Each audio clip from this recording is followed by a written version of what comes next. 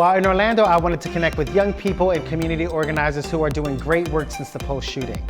Today, I'm with Neil Laverde, who is part of the Dru Project. So what is the Dru Project? So the Dru Project is a nonprofit that started after the Pulse shooting.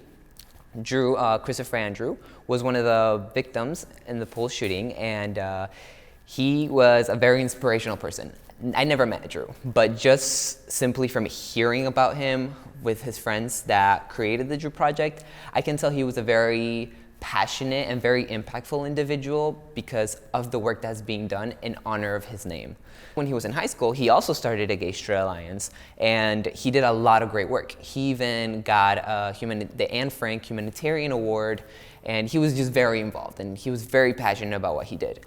So after the Pulse shooting, his friends that were really close to him, they didn't want to just let his name, disappear. He didn't want to be just a victim. They wanted his name to stay alive because he did a lot of great work. They got together, they made an organization that focused on what he was passionate about. So that's how the Dru Project came about. And then it's focused mainly on gay-straight alliances and helping the LGBT youth. So for some folks who may not know what a GSA is, can you explain a little about what it is and what the purpose of it is? Yeah, well, a GSA, well, first off, the name, it can mean a lot of things.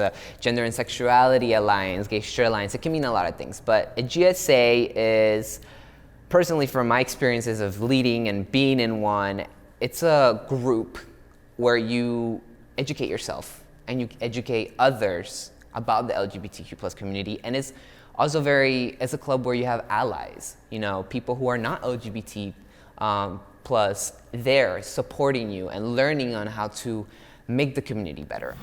So when I was in Philly, I did work with Gay-Straight Alliances, supporting teachers and youth who were trying to start them. Generally, they got no resistance, right? People were totally supportive of them. But there's always one school in the bunch that there's a lot of resistance around administration. Who supported you? Yeah. And if there was resistance, how did you get over that? Well, there is so much into starting a Gay-Straight Alliance. Like, from the smallest things to the biggest things, even when I wanted to start one, because in my high school there already was a GSA, but it had a really bad reputation. And I think that happens a lot in the Gay-Straight Alliances in a lot of schools. They have negative reputations because the club is not active, it's just a social club, they don't do anything, it's just where the gays go, and all these negative perceptions of it. So at first, I wasn't even out of the closet, and I didn't even have my mother's support. A lot of the leaders in Gay-Straight Alliances sometimes don't have their parents' support, and I think that has a big role into having a successful Gay-Straight Alliance.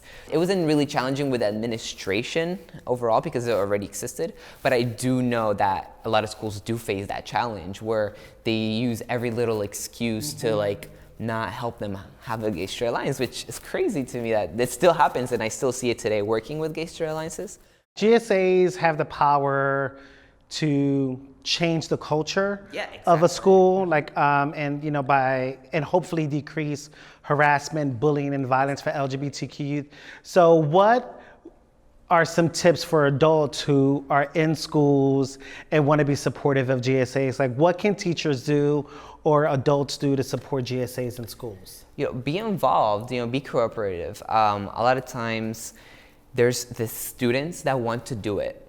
I see this so common. There's a lot of times where there's students that want to be and want to create the Gay-Straight Alliance, but there's teachers that are not willing to simply provide the space, or they're too busy. I feel like if you're an adult or you're a teacher working in school and you really want to help them out, just take your time to be a sponsor, or to even just provide your classroom for meetings, or help stand up for the students. Because sometimes if you don't have that teacher to student support when going to the administration, then it's really challenging to start a GSA, if the teachers are not with you. So I think that's the best thing, and helping them get involved.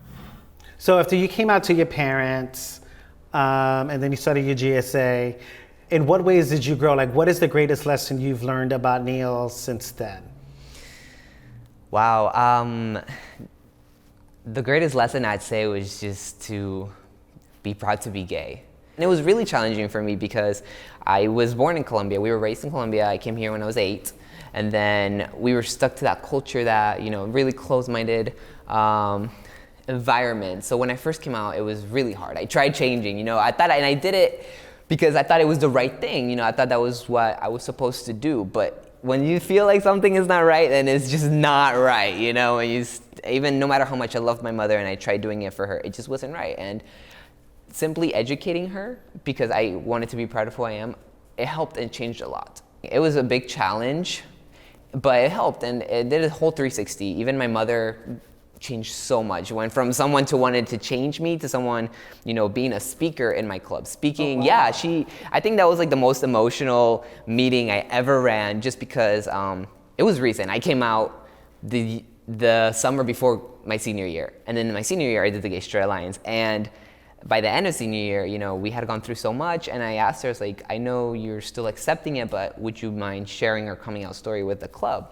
And the thing is that I would make my meetings open to the whole school. So I would promote it to everyone, the other clubs, the sports teams, because there's always someone who's curious to learn more.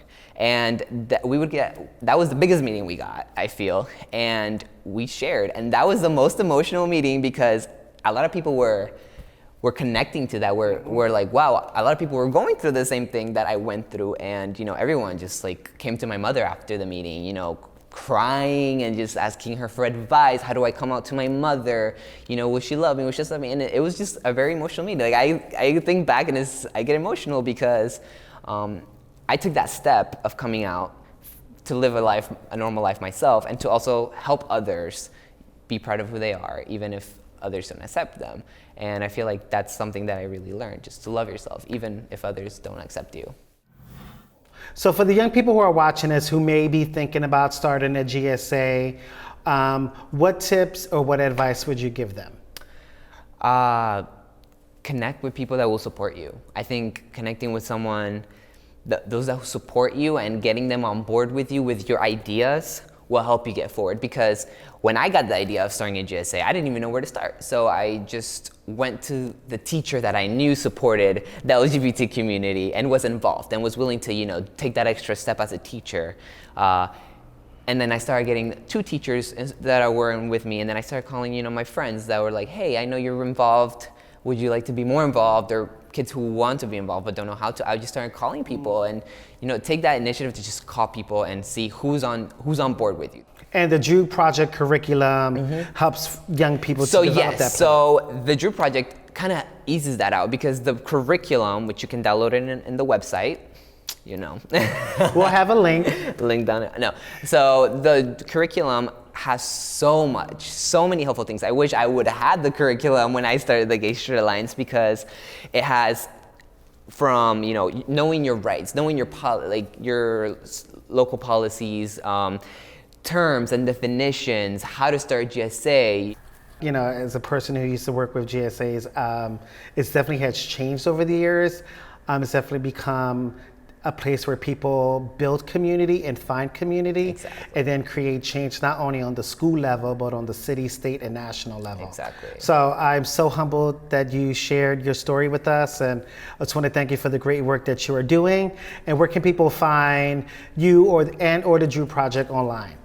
Find us on Instagram, Facebook, our website, thedruproject.org, Dru Project on Instagram. You just look it up. You'll find us on all social media. And the website, you can download the curriculum if you are a Gay Straight Alliance. If you're looking to start a Gay Straight Alliance, you can download the curriculum in our website. And yeah, that's where we're at. Okay, awesome. Well, thank you very much. Thank you for having me.